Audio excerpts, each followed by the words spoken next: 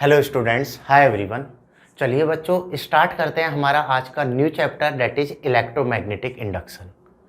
देखो बच्चों, इस चैप्टर की तीन खास बातें हैं। पहला, इस चैप्टर में जितनी भी डीलिंग है वो पूरी कॉन्सेप्चुअल है। आपने एक बार कॉन्सेप्ट को समझ लिया, कॉन्सेप्ट को अप्लाई करना समझ लिया, तो आप सारे क्वेश्चंस को अटेम्प्ट कर सकते हो। मतलब एक सिंगल अंडरस्टैंडिंग के साथ आप पूरे चैप्टर पे एक अच्छी खासी कमांड बना सकते हो। ये इसकी पहली खास बात है। दूसरी खास बात है, इस चैप्टर में मैं जो आपको पढ़ाऊंगा, जो भी हम कॉन्सेप्ट पढ़ाऊंगा, वो सारे कॉन्सेप्ट आपने प्रैक्टिकल लाइफ में देखे हुए हैं।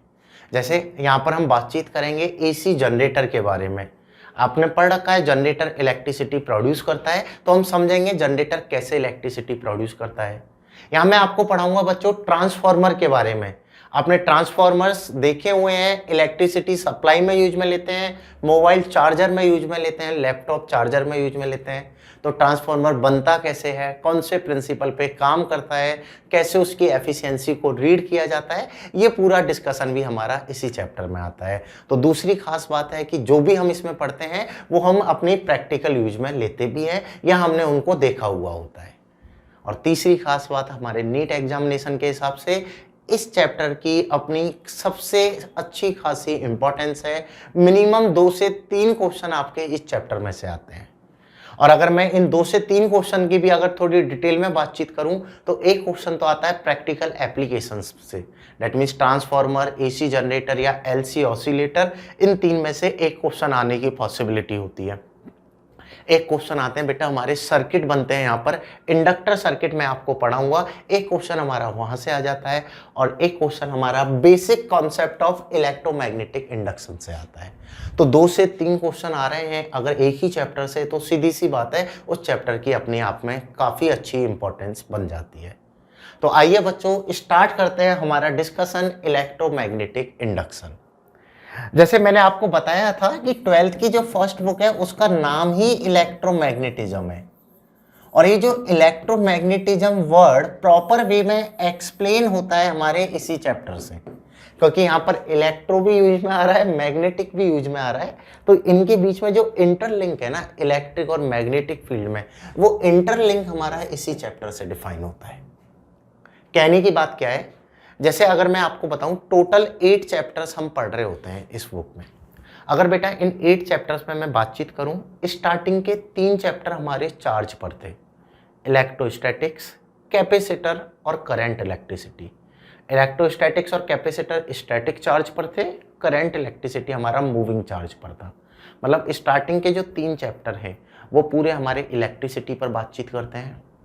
अगला पढ़ा था हमने magnetic effect of current and magnetism. ये जो 2 चैप्टर हैं ये पूरी मैग्नेट के बारे में बातचीत करते हैं। एक तरफ हम नेचुरल मैग्नेट की बातचीत कर रहे थे, एक तरफ हम आर्टिफिशियल मैग्नेट की बातचीत कर रहे थे। तो यहाँ पर ये मैग्नेट के बारे में बातचीत करते हैं। 7th जो चैप्टर है वो है हमारा अल्टरनेटिंग करंट, मतलब वो भी करंट के बारे में ही बातचीत करेगा, वो भी इलेक्ट्रिसिटी के बारे में बातचीत करेगा। 8th चैप्टर है हमारा इलेक्ट्रोमैग्नेटिक वेव, जो कि एक डिफरेंट सेगमेंट है। लेकिन ये जो इलेक्ट्रिक और मैग्नेटिक का रिलेशन है, इन दोनों को आपस में बीच में जो रिलेट करने वाली कहानी है वो है इलेक्ट्रोमैग्नेटिक इंडक्शन। तो ये चैप्टर जो है ये पूरा इलेक्ट्रोमैग्नेटिज्म को अपने आप में समाये हुए है। ऐसे बोल दूं, इलेक्ट्रोमैग्नेटिज्म को समझने का जो स्वाद है वो इसी चैप्टर में आता है। तो देखिए बच्चों, नाम से ही आपको समझ में आ रहा होगा, इलेक्ट्रोमैग्नेटिक दोनों चीजों को एक साथ रख दिया है। तो इलेक्ट्रिक और मैग्नेटिक इफेक्ट को आपस में रिलेट करके फाइनली कंक्लूजन निकालता है इलेक्ट्रोमैग्नेटिक इंडक्शन। आ रही बात समझ में? इस चैप्टर को स्टार्ट करने से पहले मैं कुछ बेसिक टर्म्स के बारे में बातचीत करूंगा, जिनको मैं बेटा इस चैप्टर में यूज में लेता हूं। इसमें मेरा पहला टॉपिक है मैग्नेटिक फ्लक्स। हमारा इसमें बेटा फर्स्ट टॉपिक है मैग्नेटिक फ्लक्स। पहले हम इसमें मैग्नेटिक फ्लक्स के बारे में समझेंगे, मैग्नेटिक फ्लक्स होता क्या है, देन हम बातचीत करेंगे इलेक्ट्रोमैग्नेटिक इंडक्शन की। देखो बच्चों, आपने इलेक्ट्रोस्टैटिक्स में पढ़ा था electric flux, same magnetic effect of current में आपने पढ़ा था मैग्नेटिक फ्लक्स। वहां पर हमने डिफाइन किया था electric field lines passing through any cross sectional area is known as electric flux. Same way में मैं डिफाइन कर रहा था, magnetic field lines passing through the any cross sectional area is called magnetic flux. कहने का मतलब क्या था कि लेट्स से आपको ये कोई भी एक पर्टिकुलर एरिया दिया हुआ है, जिसका एरिया वेक्टर तो किधर होगा बच्चों, आउटवर्ड। इसका एरिया वेक्टर तो किधर होगा अपना, आउटवर्ड। और मैग्नेटिक फील्ड हॉरिजॉन्टल पास हो रहा है। मैग्नेटिक फील्ड कैसे पास हो रहा है अपना, हॉरिजॉन्टल पास हो रहा है। अल्टीमेटली ये जो क्रॉस सेक्शन है, इस क्रॉस सेक्शन के रेस्पेक्ट में इससे मैग्नेटिक फील्ड लाइंस पास हो रही हैं, तो इससे एसोसिएटेड होता है magnetic flux which is denoted by phi, that is equal to आता है हमारा B A cos theta. Magnetic flux that is equal to क्या आएगा, बी ए कॉस थीटा, जिसको हम लिख सकते हैं magnetic field vector dot of area vector.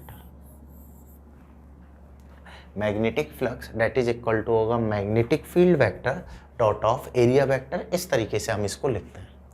इसके रिलेटेड मैंने आपको बाकी की बातें भी बताई थी। अगर मैं बेटा यहाँ पर इसकी क्वांटिटी की बातचीत करूँ तो that is a scalar quantity. पहला पॉइंट, स्केलर क्यों है, क्योंकि डॉट प्रोडक्ट हो रहा है। अगर मैं बेटा एसआई यूनिट की बातचीत करूँ तो सीधी सी बात है, मैग्नेटिक फील्ड की तो होगी टेस्ला, एरिया की होगी मीटर स्क्वायर, तो ये क्या बन जाएगा, टेस्ला मीटर स्क्वायर। ठीक है, ये क्या बन जाएगा हमारा, टेस्ला मीटर स्क्वायर, जिसको हम सिंगल फॉर्म में डिनोट करते हैं वेबर से, जिसको हम लिखते हैं बेटा WP। तो इसकी अगर ऐसा यूनिट लिखी जाए तो डेट इज वेबर। निकालने का तरीका एकदम आसान है। मैग्नेटिक फील्ड कितना है, एरिया कितना है, और magnetic field vector area vector में एंगल कितना है, इस रेस्पेक्ट में हम बोल देंगे मैग्नेटिक फ्लक्स की वैल्यू क्या होगी। अगर बेटा इसको इंटीग्रेशन फॉर्मेट में लिखा जाए तो इसको लिखते हैं integration of B vector dot of d A vector, right. ये एक बेसिक इंफॉर्मेशन है जो हमें पता होनी चाहिए कि मैग्नेटिक फ्लक्स को लिखते कैसे हैं। मैग्नेटिक फ्लक्स के बिना इस चैप्टर को समझना थोड़ा सा टफ होता है, इसलिए मैं मैग्नेटिक फ्लक्स की बातचीत कर रहा हूँ। आ रही बात समझ में? चलिए इससे रिलेटेड पहले एक न्यूमेरिकल कर लेते हैं मैग्नेटिक फ्लक्स से रिलेटेड, ताकि हम इस बात को अच्छे से समझ पाए। फॉर एग्जाम्पल, आपको बोला है बच्चों ये कोई भी एक सोलेनॉइड है और इस सोलेनॉइड में I equal to 4 ampere current flow हो रहा है। I equal to 4 ampere current इसमें फ्लो हो रहा है। आपको बोला है बेटा number of turns per unit length that is equal to है 10। ठीक है, 10 टर्न्स पर सेंटीमीटर आपको गिवन है। Number of turns per centimetre कितना है, 10 है, राइट। आपको बताना है कि बेटा ये जो, अगर मैं इसकी रेडियस भी दे देता हूँ, radius of this solenoid that is equal to है 20 सेंटीमीटर। रेडियस कितना है इसका, 20 सेंटीमीटर। कोई भी एक डिस्क है जिसको मैंने बेटा इसके अंदर रखा हुआ है, then determine magnetic flux associated with a disk of radius, first है r equal to 10 centimetre, second है r इक्वल टू 20 सेंटीमीटर, और थर्ड है बेटा r इक्वल टू 30 सेंटीमीटर। क्या बोला है, कोई भी एक सोलेनॉइड है जिसमें 4 एम्पियर का करंट फ्लो हो रहा है, number of turns per unit length है 10, रेडियस है बेटा ये जो सोलेनॉइड है इसका 20 सेंटीमीटर। यहाँ पर हमने कोई भी एक डिस्क को रख दिया है। आपको बताना है कि इस डिस्क से कितना मैग्नेटिक फ्लक्स एसोसिएटेड होगा जब इस डिस्क का रेडियस 10 सेंटीमीटर है। सेकंड क्वेश्चन है जब इस डिस्क का रेडियस बेटा 20 सेंटीमीटर है, और थर्ड क्वेश्चन है बेटा जब इस डिस्क का रेडियस 30 सेंटीमीटर। इन तीनों डिस्क के कितना कितना मैग्नेटिक फ्लक्स एसोसिएटेड है, इसके बारे में हमें बताना है। समझ लो कैसे निकालते हैं मैग्नेटिक फ्लक्स की वैल्यू को, किस तरीके से सॉल्व किया जाता है। देखो बच्चों, अगर सोलेनॉइड में करंट फ्लो हो रहा है तो सोलेनॉइड प्रोड्यूस करेगा मैग्नेटिक फील्ड। सीधी सी बात है, करंट के कारण क्या आएगा, मैग्नेटिक फील्ड आएगा। Strength of magnetic field which is equal to होती है अपनी mu naught N I. That mean मैं इसे लिख सकता हूँ, ये होगा 4 pi 10 to the power -7। Number of turns per centimetre है तो ये इसको मीटर में कन्वर्ट कर लिया। Multiplied by current that is equal to 4 ampere, right. तो यहाँ पर अगर आप इसको सॉल्व करोगे तो ये बन जाएगा 16 pi multiplied by 10 to the power -4, sorry 16 pi into 10 to the power -4 tesla, इतना मैग्नेटिक फील्ड ये सोलेनॉइड प्रोड्यूस करेगा। और डायरेक्शन ऑफ मैग्नेटिक फील्ड की अगर बातचीत करो बेटा, अगर इसमें करंट कुछ ऐसे फ्लो हो रहा है तो मैं बोल दूंगा डायरेक्शन ऑफ मैग्नेटिक फील्ड हो जाएगा अलोंग द हॉरिजॉन्टल एक्सिस। और आपने पढ़ रखा है सोलेनॉइड के अंदर जो मैग्नेटिक फील्ड स्ट्रेंथ की वैल्यू होती है इसको हम कंसीडर करते हैं यूनिफॉर्म। दैट मीन्स पूरे सोलेनॉइड में जो मैग्नेटिक फील्ड की स्ट्रेंथ है वो इतनी है, and outside the solenoid magnetic field की स्ट्रेंथ होती है 0। अगर आउटसाइड बात करें तो 0 होगा, मैग्नेटिक फील्ड ओनली सोलेनॉइड के अंदर ही प्रेजेंट होता है, राइट। तो अगर मैं बेटा पहली प्रॉब्लम यहाँ पर अटेम्प्ट करता हूँ, magnetic flux which is equal to होगा BA cos थीटा, कि इस छोटी वाली डिस्क से कितना मैग्नेटिक फ्लक्स पास होगा, डेट इज इससे कितना मैग्नेटिक फील्ड गुजर रहा है B। अगर इसका एरिया लिखता हूँ तो ये होगा पाई R1 स्क्वायर, जितना इसका रेडियस है उस पूरे एरिया में से मैग्नेटिक फील्ड गुजर रहा है, डेट मीन्स कंप्लीट एरिया यहाँ पर काउंट होगा, मल्टीप्लाइड बाई एरिया वेक्टर की अगर बातचीत करूँ तो एरिया वेक्टर हम हमेशा किधर लेते हैं, आउटवर्ड। डेट मीन्स जिस डायरेक्शन में मैग्नेटिक फील्ड है उसी डायरेक्शन में अपना एरिया वेक्टर है, तो ओवरऑल यहाँ पर एंगल हो जाएगा बच्चों हमारा 0। और cos 0 की वैल्यू क्या होती है 1, तो मैं यहाँ से बोल दूंगा ये आएगा B पाई R1 कितना है बेटा 10 सेंटीमीटर, मतलब कि 0.1 सेंटीमीटर का होल स्क्वायर वेबर। इतना मैग्नेटिक फील्ड, मैग्नेटिक फ्लक्स छोटी वाली डिस्क से पास होगा। लिखना आ रहा है, समझ लो। आपको आता भी होगा काफ़ी स्टूडेंट्स को पहले से ये मैग्नेटिक फ्लक्स को लिखना, लेकिन तब भी समझ लो, क्योंकि यहाँ पर मैग्नेटिक फ्लक्स समझ लिया तो EMI को समझना और आसान हो जाएगा। तो पहला बेटा छोटी वाली डिस्क से गुजरने वाला मैग्नेटिक फ्लक्स ये हो गया। सेम अगर मैं बेटा सेकंड वाली डिस्क के लिए बातचीत करूं तो सेकंड वाली डिस्क का रेडियस कितना है 20, सोलेनॉइड का भी रेडियस हमारा कितना है 20। डेट मीन्स मैं बोल दूंगा इस भी डिस्क के कंप्लीट एरिया से मैग्नेटिक फील्ड पास होगा, डेट मीन्स इसके कंप्लीट एरिया से मैग्नेटिक फ्लक्स एसोसिएटेड होगा, राइट। तो मैं यहां पर बोल सकता हूं बेटा φ2 that is also equal to होगा BA cos theta. Magnetic field तो अपना सेम रहने वाला है B, बट यहाँ पर रेडियस हो जाएगा पाई R2 का होल स्क्वायर। और अगर एंगल की बात यहाँ पर की जाए तो बेटा एरिया वेक्टर भी इधर है, मैग्नेटिक फील्ड भी इधर है, तो एंगल होगा 0। ओवरऑल आप यहाँ पर लिख सकते हो ये आएगा हमारा B पाई, रेडियस है 0.2 का होल स्क्वायर। ये भी एकदम आसान है। अगर मैं सेकंड वाली डिस्क के लिए मैग्नेटिक फ्लक्स की स्ट्रेंथ लिखता हूँ तो उसको भी हम बड़ी इजीली लिख सकते हैं।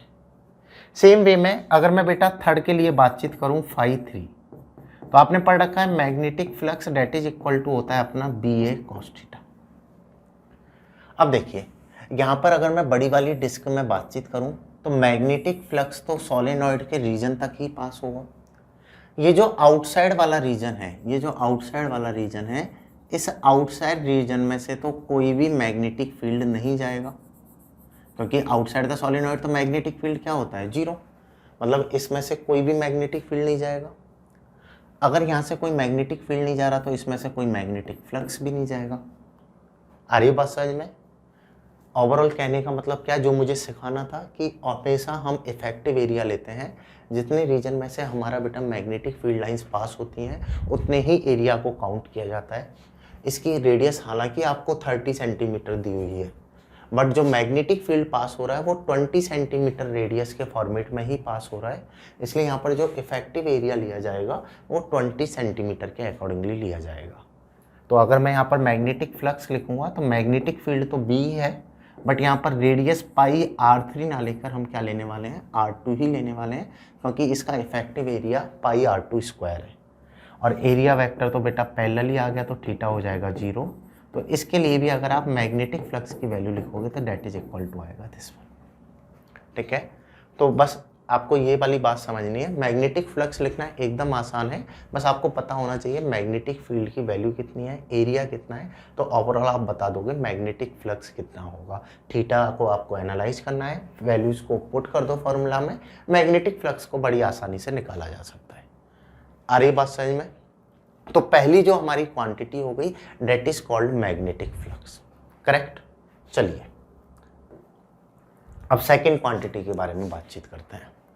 देखो बच्चों, हमारी जो सेकेंड क्वांटिटी यहां पर हम यूज में लेते हैं that is called linked magnetic flux.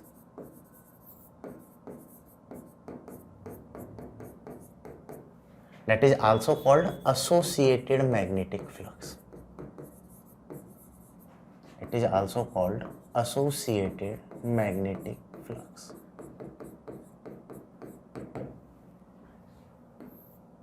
ये क्या चीज़ है, इस चीज़ को समझने का ट्राई करते हैं। लिंक्ड मैग्नेटिक फ्लक्स या एसोसिएटेड मैग्नेटिक फ्लक्स है क्या है। देखो यार, जैसे मान लो ये कोई भी एक आपको बॉडी दी हुई है, ठीक है, इससे मैग्नेटिक फील्ड पास हो रहा है P, इसका एरिया है A, तो आप बोलोगे इससे जो मैग्नेटिक फील्ड एसोसिएटेड है that is BA cos theta, right. But अगर मैं इस प्रॉब्लम में थोड़ा सा चेंज कर दूं, लेट्स से ये जो बॉडी है इसमें बेटा मैंने ऐसे एक और वायर बना दी, फिर मैंने बेटा यहाँ पर एक और वायर बना दी, आ रही बात समझ में। फिर मैंने बेटा यहाँ पर एक और वायर बना दी, ऐसे मैंने यहाँ पर n टर्न्स बना रखे हैं। तो हर टर्न से B मैग्नेटिक फ्लक्स पास हो रहा है।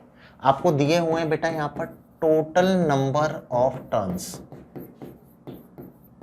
इन the coil that is equal to है capital N। Total number of turns कितने हैं n, एक कॉइल से कितना फ्लक्स पास हो रहा है इतना, तो मैं बोल सकता हूं बेटा हेयर लिंक्ड मैग्नेटिक फ्लक्स कि टोटल कितना मैग्नेटिक फ्लक्स इससे एसोसिएटेड होगा डेट इज इक्वल टू हो जाता है हमारा n5। बस इतनी सी बात है, ये कोई बहुत बड़ी टर्म नहीं है। अगर आपको बोला जाए कि कॉइल में n टर्न्स प्रेजेंट है तो उससे टोटल जो मैग्नेटिक फ्लक्स एसोसिएटेड होगा डेट इज n5। अगर एक ही टर्न है तो मैग्नेटिक फ्लक्स होगा बेटा 5, ठीक है, विथ सिंगल टर्न कॉइल। ये तो किसके साथ है, एक सिंगल टर्न कॉइल के साथ, और ये n टर्न्स कॉइल के साथ। अगर कॉइल में n टर्न्स बोले जाएंगे तो मैग्नेटिक फ्लक्स जो एसोसिएटेड होगा डेट इज इक्वल टू होगा n5। ऐसी टर्म्स भी मैं प्रॉब्लम में यूज में लूंगा। तो मैंने अभी तक आपको दो बातें बताई। पहला था हमारा बच्चों मैग्नेटिक फ्लक्स। मैग्नेटिक फ्लक्स होता क्या है, किस तरीके से उसे डिटरमाइन करते हैं, इफेक्टिव एरिया का कॉन्सेप्ट क्या है। सेकंड मैंने आपको बताया अगर कॉइल में मोर देन 1 टर्न्स प्रेजेंट हो, दैट मीन्स अगर n टर्न्स प्रेजेंट हैं तो उससे जो मैग्नेटिक फ्लक्स एसोसिएटेड होगा वो फाई की बजाय हो जाएगा अपना n5। यहां तक आ रही है बात समझ में, ये क्लियर है या नहीं है, करेक्ट। चलिए अब बातचीत करते हैं हमारे बेटा इलेक्ट्रोमैग्नेटिक इंडक्शन कॉन्सेप्ट की।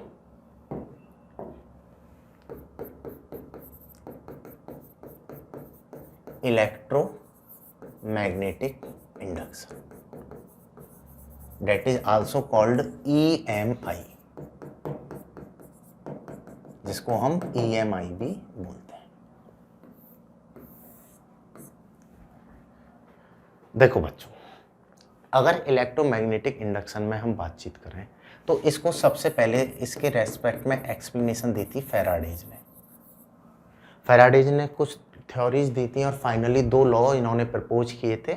उन 2 लॉ की हेल्प से हम EMI कॉन्सेप्ट को डिफाइन करते हैं। उन 2 लॉ की हेल्प से हम डिटरमाइन करते हैं कितना इलेक्ट्रिसिटी प्रोड्यूस हो रहा है।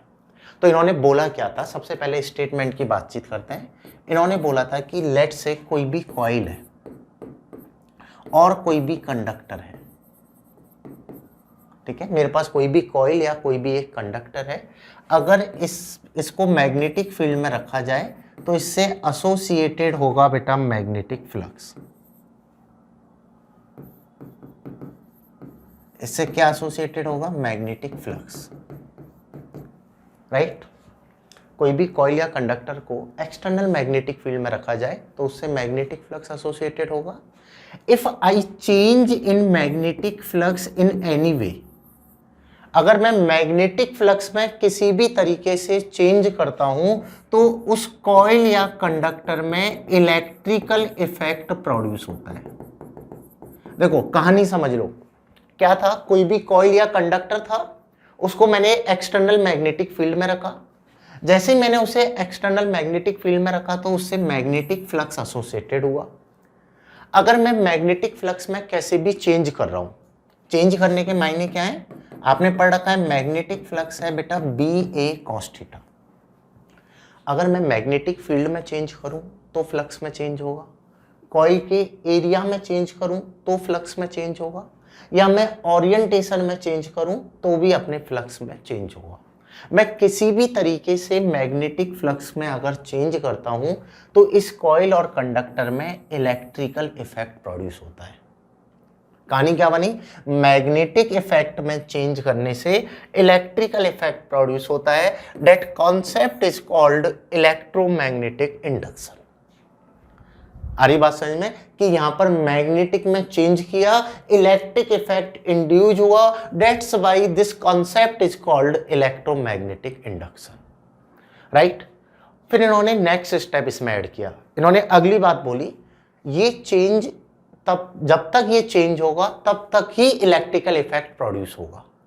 कहने का मतलब क्या है, जैसे अगर मैं जनरेटर की बातचीत करूं, जनरेटर को हमने रोटेट कराया, रोटेट कराया मतलब कि उसके कॉइल के ओरिएंटेशन में चेंज किया, जिसके कारण उसके फ्लक्स में चेंज हुआ, फ्लक्स में चेंज होने के कारण इलेक्ट्रिकल इफेक्ट प्रोड्यूस हुआ। डेट मीन्स बेटा इलेक्ट्रिसिटी अपनी यहाँ पर प्रोड्यूस होना स्टार्ट हुई, ठीक है। क्या प्रोड्यूस होना स्टार्ट हुआ, इलेक्ट्रिसिटी अपनी प्रोड्यूस होना स्टार्ट हुआ। जैसे मैंने जनरेटर को रोटेट होना बंद कर दिया तो अब फ्लक्स में चेंज होना बंद कर दिया, फ्लक्स में चेंज होना बंद हुआ तो इलेक्ट्रिसिटी भी प्रोड्यूस होना बंद हो गई। तो स्टेटमेंट अगला क्या ऐड ऑन हुआ, जब तक ये चेंज होता रहेगा तब तक इलेक्ट्रिकल इफेक्ट और इलेक्ट्रिसिटी प्रोड्यूस होती रहेगी। जैसे ही चेंज होना स्टॉप होगा, इलेक्ट्रिसिटी प्रोड्यूस होना या इलेक्ट्रिकल इफेक्ट आना भी बंद हो जाएगा, ठीक है। And that whole summary, that whole concept is called electromagnetic induction. बस इतनी सी कहानी है, इसी पूरी कहानी पर हमारा पूरा चैप्टर है, इसी पूरी कहानी पर बच्चों हम न्यूमेरिकल करने वाले हैं, इसी कहानी पर हम एप्लीकेशंस की बातचीत करने वाले हैं, इसी पूरी कहानी पर AC generator, transformer, LC oscillator, अलग अलग डिवाइसेस को हम एक्सप्लेन करने वाले हैं। तो ओवरऑल बस आपको इसी लाइन को अच्छे से समझना है। ईएमआई की अगर आपने डेफिनेशन को समझ लिया तो आपने ईएमआई चैप्टर को भी समझ लिया। और डेफिनेशन क्या बोलती है, if in any way I change in the associated magnetic flux then the electrical effect of or electricity produced in the same coil or conductor, this phenomena is called electromagnetic induction, right. चलिए अब इन चीज को बेटा proper format में उतार लेते हैं, ये तो मैंने सीधा सीधा आपको बता दिया। तो प्रॉपर फॉर्मेट क्या बोलता है, फैराडेज ने बेटा 2 लॉ दिए थे, जिन लॉज से इन चीजों को प्रॉपर फॉर्मेट में उतारा था। दैट मीन्स हम बातचीत करते हैं बेटा फैराडेज लॉज की।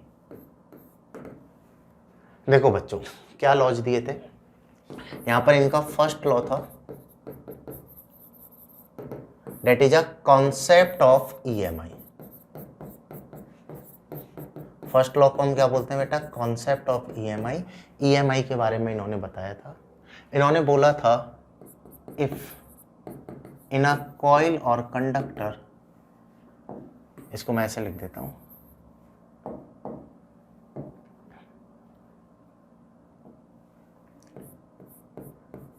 इन any way if we change associated magnetic flux, if we change associated magnetic flux with coil or conductor, then an electrical effect or electrical voltage will produce in the coil or conductor।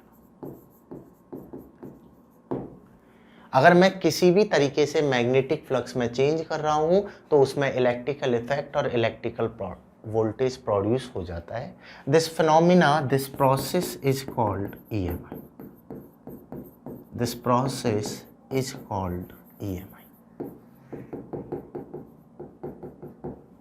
ठीक है। इस पूरी process को हम क्या बोलते हैं, EMI बोलते हैं, पहली बात, if coil or conductor forms close loop, then a current will also flow in the circuit, and this current is called induced current, and voltage is called induced voltage। देखिए, फर्स्ट लॉ में अगर मैं किसी भी तरीके से flux में change कर रहा हूं तो ईएमएफ प्रोड्यूस होगा। जो ईएमएफ प्रोड्यूस होता है बच्चों, इस ईएमएफ को हम बोलते हैं इंड्यूस्ड वोल्टेज। और अगर सर्किट क्लोज लूप फॉर्म कर रहा है तो जो करंट फ्लो होती है उस करंट को हम बोलते हैं बच्चों इंड्यूस्ड करंट। ठीक है, और पूरा ये जो कॉन्सेप्ट है, इस पूरे कॉन्सेप्ट को हम बोलते हैं ईएमआई। ठीक है, तो फर्स्ट लॉ में इन्होंने बताया था कॉन्सेप्ट ऑफ ईएमआई कि ईएमआई एग्जैक्टली है क्या है। इन्होंने सीधी सीधी बात बोली थी, अगर फ्लक्स में चेंज होगा, मैग्नेटिक प्रॉपर्टीज में चेंज होगा तो इलेक्ट्रिकल प्रॉपर्टीज प्रोड्यूस होती है। ये वाली कहानी आगे फिर मैक्सवेल इनको और आगे इसको फर्दर एक्सटेंड करेंगे, जो हम 8th चैप्टर में पढ़ेंगे। उन्होंने बोला था कि अगर मैं इलेक्ट्रिकल इफेक्ट में चेंज करता हूँ तो मैग्नेटिक प्रॉपर्टीज भी प्रोड्यूस होती हैं। ठीक है, यहाँ पर हम पढ़ रहे हैं अगर मैं मैग्नेटिक फ्लक्स में चेंज कर रहा हूँ तो इलेक्ट्रिकल इफेक्ट आ रहा है। मैक्सवेल ने बोला था अगर मैं इलेक्ट्रिकल इफेक्ट में चेंज करता हूँ तो मैग्नेटिक इफेक्ट भी आता है। मैक्सवेल वाली कहानी को हम 8th चैप्टर में पढ़ेंगे, इलेक्ट्रोमैग्नेटिक वेव में बातचीत करेंगे। अभी हम बेटा इलेक्ट्रोमैग्नेटिक इंडक्शन की बातचीत कर लेते हैं। तो यहाँ पर ये सीधी सी कहानी है, अगर मैग्नेटिक फ्लक्स में चेंज हो रहा है, चाहे कोई भी तरीके से चेंज हो रहा हो या किसी भी पैरामीटर के कारण चेंज हो रहा हो, इसके कारण प्रोड्यूस होता है करंट जिसको हम बोलते हैं इंड्यूस्ड करंट। इसके कारण प्रोड्यूस होता है वोल्टेज जिसको हम बोलते हैं बच्चों induced voltage, and that concept is called Faraday's first law. Right, चलिए अगली बातचीत करते हैं, नोट डाउन करते रहना साथ के साथ में। अगला था बेटा second law.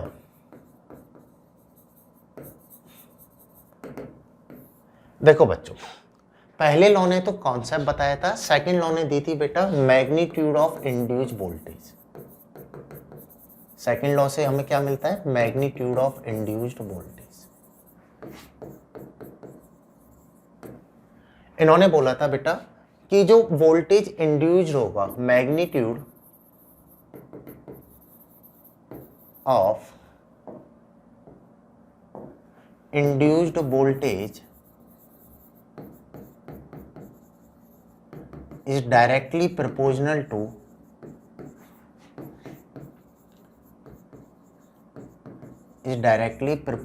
to rate of change in magnetic flux। क्या बोला कि जो वोल्टेज यहां पर हमारा इंड्यूस होने वाला है वो rate of change in magnetic flux के डायरेक्टली प्रोपोर्शनल होता है। कहने का मतलब क्या है? Let's say here induced voltage is E that is directly proportional to d phi over dt। ठीक है, अगर मैं बेटा यहाँ पर प्रोपोर्शनल साइन हटा देता हूँ तो यहाँ पर कांस्टेंट आता है k, एंड एक्सपेरिमेंटली ही calculates value of k is equal to 1। So overall we define value of induced voltage that is equal to होता है d phi ओवर dt। कितना वोल्टेज इंड्यूस होगा? विच इज इक्वल टू होगा d phi over dt। Right, अब देखिए यहाँ पर concept बनता क्या है। वैल्यू ऑफ इंड्यूस वोल्टेज आ रहा है, वो किस पे डिपेंड कर रहा है? चेंज इन फ्लक्स पे, ना कि एसोसिएटेड फ्लक्स पे। कहने का मतलब क्या है? जैसे मान लो बेटा आपके पास दो कॉइल हैं, एक कॉइल A है, एक कॉइल B है। इससे जो फ्लक्स एसोसिएटेड है वो 100 है, इससे जो फ्लक्स एसोसिएटेड है वो 10 lakhs है। ठीक है, इसके फ्लक्स में जो चेंज हो रहा है वो चेंज होने की रेट है बेटा 10, ठीक है, 10 वेबर पर सेकेंड, और इसके फ्लक्स में जो चेंज होने की रेट है डेट इज इक्वल टू है 1 वेबर पर सेकेंड। तो किसमें इंड्यूस वोल्टेज ज़्यादा होगा? अगर मैं यहाँ पर बातचीत करूँ तो सेकंड कॉइल में फ्लक्स ज़्यादा एसोसिएटेड है compare to first coil, but second में रेट ऑफ चेंज ज़्यादा है। जिसमें रेट ऑफ चेंज ज़्यादा होगा उसमें इंड्यूस वोल्टेज ज़्यादा होगा। ओवरऑल कहानी क्या बन के आती है? ये बात डिपेंड नहीं करती कि कॉइल से कितना ज़्यादा मैग्नेटिक फ्लक्स एसोसिएटेड है, मैटर करता है कि कितनी ज़्यादा रेट से चेंज हो रहा है। अगर चेंज नहीं होगा तो बेटा इंड्यूस ईएमएफ जीरो ही होगा, इंड्यूस वोल्टेज जीरो ही होगा। लेकिन अगर चेंज हो रहा है किसी भी तरीके से, अगर मैग्नेटिक फ्लक्स में चेंज हो रहा है तो डेफिनेटली वहाँ पर वोल्टेज प्रोड्यूस होगा और वोल्टेज की वैल्यू नॉन जीरो होगी। और जितनी ज़्यादा रेट से चेंज होगा उतना ही ज़्यादा वोल्टेज उसमें प्रोड्यूस होगा। तो ये डिपेंड नहीं करता कि कितना फ्लक्स लिंक है, कितना फ्लक्स एसोसिएटेड है, मैटर करता है कितना ज़्यादा यहाँ पर चेंज हो रहा है, राइट। तो overall value of induced voltage that is equal to होता है हमारा d phi over D t, E which is equal to आता है बच्चों हमारा mod of D phi over D t, right. अगर मैं इसमें अगला पॉइंट ऐड करूं, if circuit is closed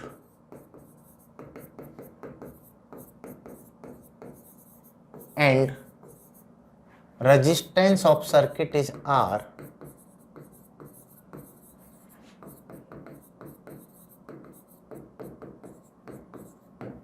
then induced current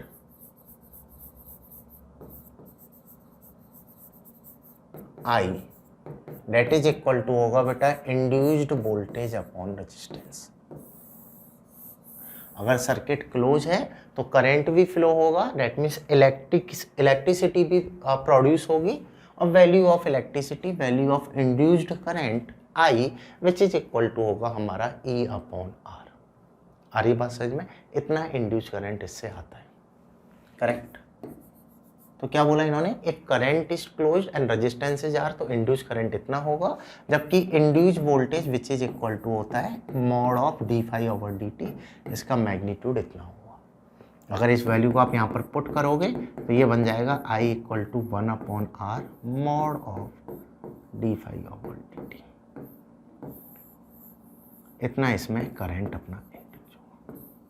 ये सेकंड लॉ था जिसमें इन्होंने वैल्यू बताई थी। फर्स्ट लॉ से तो कॉन्सेप्ट ऑफ ईएमआई एक्सप्लेन हुआ, सेकंड लॉ से बच्चों हमारा डिफाइन होता है value of induce current. Clear है ये चीज़? चलिए तो इस वाले कॉन्सेप्ट को भी नोट डाउन करो। अब हम इन पर बेटा सॉल्व करते हैं न्यूमेरिकल। हम बातचीत करेंगे कैसे कैसे मैग्नेटिक फ्लक्स में चेंज हो सकता है और कैसे न्यूमेरिकल हमारे फैराडेज फर्स्ट और सेकेंड लॉ पर बन सकते हैं। धीरे धीरे इस चैप्टर को हम आगे बढ़ाएंगे, एक एक कॉन्सेप्ट को हम डिटेल में समझेंगे, तभी हमारी इस चैप्टर पे अच्छी खासी पकड़ बन पाएगी, राइट। चलो बच्चों इसे लिख लो, फिर बातचीत करते हैं।